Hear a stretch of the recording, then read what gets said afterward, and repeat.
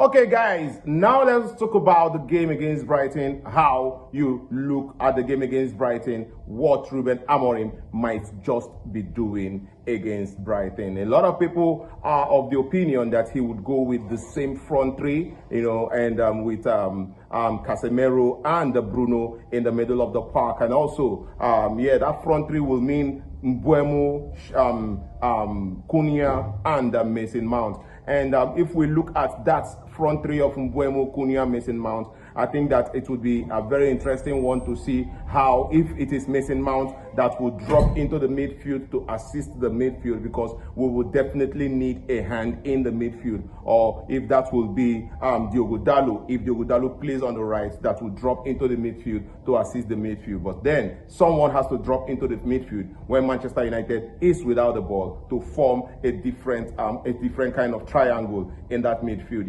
And then when Manchester United is on the acceleration, we would have all of the players running towards goal. But then this is something here. If we have Cunha in that space, he would have to occupy the defense line, because he is mobile with the ball, he moves with the ball, he is strong on the ball, and that can cause problems for the defenders when he will be able to drag the defenders, so Mbeumo can actually run through. With Ahmad on the wing side, he can actually play those crosses or play those passes in. And if we have to come from the other side, maybe Diogo Dalot or Dogu probably will be the one to actually help in that position. What happens there is that Mason Mount, Diogo Dalot, and maybe Cunha would have to form an overload there, thereby dragging the defense to a side of the field. Whichever way we are looking at Ruben Amorim actually invoking his tactical ingenuity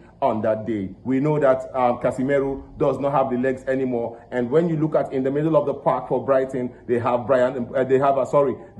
Ayari there, and they also have, what is his name, Carlos Baleba in that middle of the park. And these guys, mobile, strong, can play in the pass, can dribble, can carry the ball, so they are very good. So we would have to build in a way that would stop. We would have to press in a way that would stop the defense line to connect with with Carlos Baleba and Ayari. We have to just stop the balls. We'll have to press them well. That will make them go long, right? And now they said, we hear that Mason Mount is a doubt. Then is he going to play Benjamin Sesko? Because with Benjamin Sesko, it will be a different dynamics, right? Benjamin Sesko would have to occupy these defenders and have other players run off him, like Cunha and Mbeumo, or even Mason Mount being another playing as a midfielder who will help inside in the defense and also go forward. Mason Mount is really good at pressing. Or we will just see in that wing back position,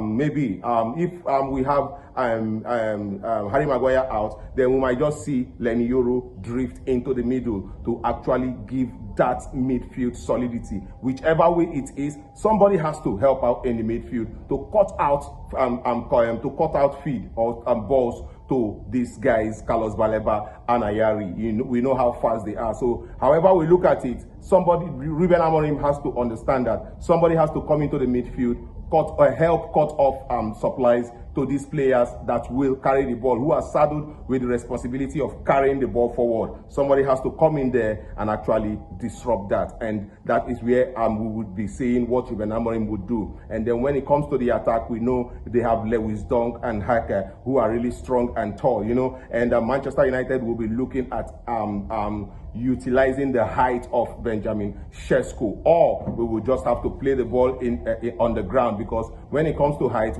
I think they have some of the tallest defenders in their defense line. So for the wingers, for their fullbacks, right, Manchester United will be looking at curtailing them when we attack them, because we'll be attacking with Ahmad, Mbeumo, Sesko, Mason Mount, and Diogo Dalot. Also, Bruno Fernandes would have to drift into that position. Then we have about 6 guys maybe going against 6 guys, because we also know that they would have their guys also back. So guys, tell me how you think that Manchester United might just be able to own Fabian Hosler's men at the Old Trafford. Yes, we'll be hoping to see all of what will happen or unfold at Old Trafford tomorrow. Remember, Manchester United, if we beat Brighton, means that Manchester United will climb up the table. We might just be in the top 4 before we go into the November, right? So guys, I'll see you again in my video.